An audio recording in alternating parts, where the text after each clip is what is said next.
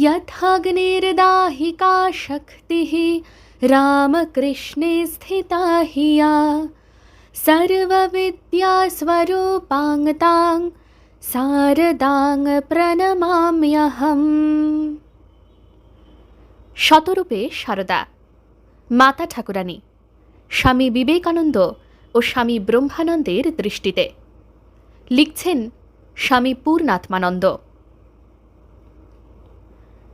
শ্রী মা ছিলেন স্বামীজির চোখে সনাতন ভারতবর্ষের প্রতিমূর্তি, ভারতবর্ষের প্রতীক বিগ্রহ।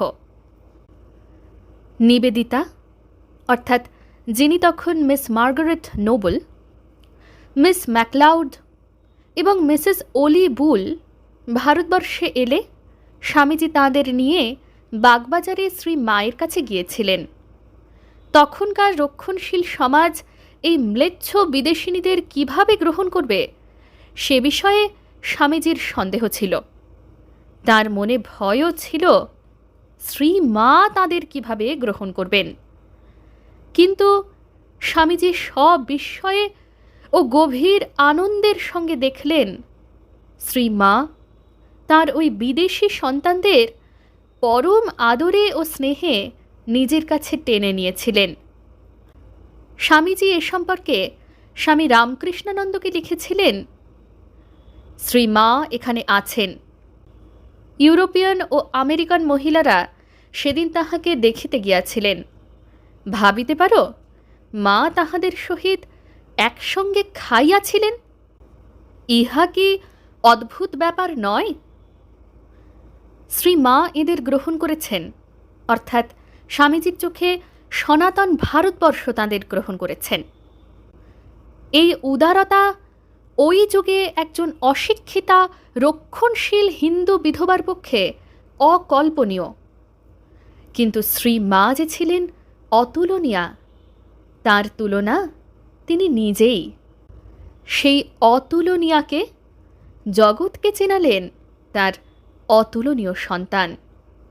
শেষ দিকে একদিন মাকে প্রণাম করে স্বামীজি বলেছিলেন, মা, এইটুকু জানি তোমার আশীর্বাদে আমার মতো তোমার অনেক নরেনের উদ্ভব হবে, শত শত বিবেকানন্দ উদ্ভূত হবে। কিন্তু সেই সঙ্গে আরও জানি তোমার মতো মা জগতে ওই একটি, আর দ্বিতীয় নেই।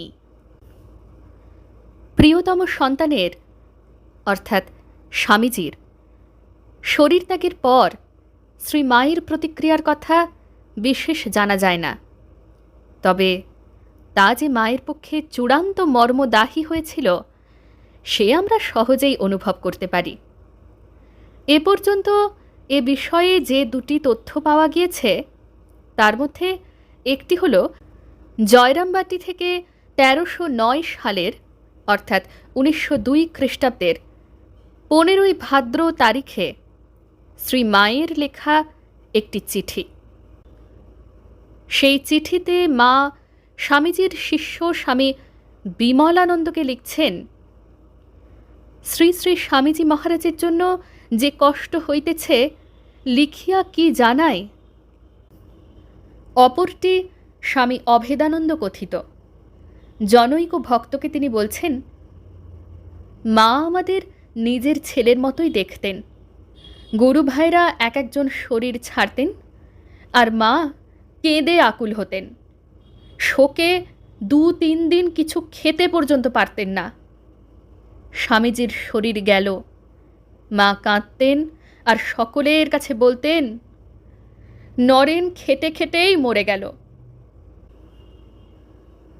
বেলুর মঠের জনৈক বিশিষ্ট গবেষক সন্ন্যাসী সূত্রে কথামৃতকার শ্রী মর অপ্রকাশিত ডায়েরিতে উল্লেখিত একটি ঘটনার কথা জানা যায়। ২৩শে এপ্রিল ১৮৯০ অর্থাৎ শ্রীরামকৃষ্ণের তিরোধানের প্রায় বছর চারেক পর স্বামীজি একদিন গুরুভাইদের কাছে বলরামবাবুর বাসভবনে বলেছিলেন, শ্রীরামকৃষ্ণ তাকে বহু বিষয়ে বহু কথা বললেও শ্রী শ্রী মা সম্পর্কে কখনো কিছু বলেননি। সঙ্গে সঙ্গে স্বামী যোগানন্দ তার দৃষ্টি আকর্ষণ করে বলেছিলেন, কেন? ঠাকুর যদি ঈশ্বর হন, তাহলে শ্রী শ্রী মা নিশ্চয়ই ঈশ্বরী। স্বামীজিকে স্বামী যোগানন্দের একথা বলার উদ্দেশ্য, শ্রী রামকৃষ্ণ যে স্বয়ং দেহধারী ঈশ্বর সে কথা যেহেতু স্বামীজি জানেন, তাই শ্রী শ্রী মায়ের ঐশী স্বরূপ সম্বন্ধে তার কোনো সন্দেহ থাকা উচিত নয়। কিন্তু শ্রীরামকৃষ্ণ তাকে শ্রী মায়ের সম্পর্কে কিছু না বললেও স্বামীজির মনে শ্রী মায়ের মহিমা বিষয়ে কোনো সন্দেহ ছিল না। স্বামীজি কথা প্রসঙ্গে শুধু ঘটনার উল্লেখ করেছিলেন মাত্র। শ্রীরামকৃষ্ণ তাকে কিছু বলুন বা না বলুন, স্বামীজির হৃদয়ে শ্রী মা যে তার আগেই মহামহিমায় অধিষ্ঠিতা হয়েছেন তার প্রমাণ আছে। বলরামবাবুর বাড়িতে স্বামীজির ওই কথা বলার মাস দুয়েক আগে, অর্থাৎ 14ই ফেব্রুয়ারি 1819 খ্রিস্টাব্দে বলরামবাবুকে লেখা চিঠিতে আমরা প্রবন্ধের প্রথমেই দেখেছি শ্রী মায়ের প্রতি স্বামীজির শ্রদ্ধা ভক্তি কি অপরূপভাবেই না আত্মপ্রকাশ করেছিল। শ্রীরামকৃষ্ণ জানতেন সত্য উপলব্ধির ক্ষমতা নরেন্দ্রের সহজাত। তিনি কিছু না বললেও নহবতের মা আর মন্দিরের মা ভবতারিণী যে অভেদ, এই উপলব্ধি স্বামীজির আর্ষ প্রজ্ঞায় যথা সময়ে প্রতিভাত হবেই। শ্রীরামকৃষ্ণ চেয়েছিলেন নরেন্দ্র শ্রী শ্রী মাকে শ্রীরামকৃষ্ণের দর্পণে না দেখে তার স্বস্বরূপেই চিনুন।